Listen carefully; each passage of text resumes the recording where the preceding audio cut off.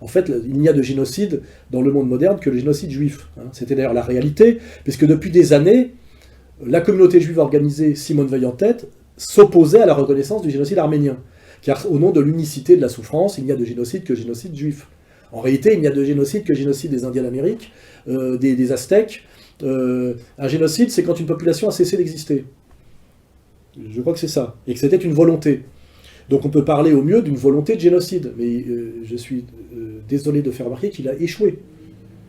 Je ne veux pas être taquin, mais je fais remarquer que quand on dit en France que les Juifs ont été génocidés, parce que Simone Veil l'a répété récemment, on a la citation, et que c'est la totalité d'un peuple qui a disparu, il y a quand même aujourd'hui en France 2 fois plus de Juifs qu'il y en avait en 1939.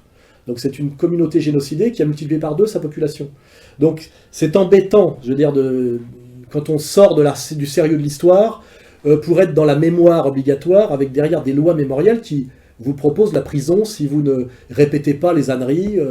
On sait pourtant que quand on va de 4,5 à 1,5, puisque c'est la plaque qu'il y avait sur Auschwitz, il y avait marqué 4,5, maintenant il y a 1,5. Donc on sait normalement que de 4,5 à 1,5, ça fait moins 3, et on sait que 6 moins 3, ça fait 3. Eh ben non, la loi Guesso vous oblige à dire que 6 moins 3 égale 6.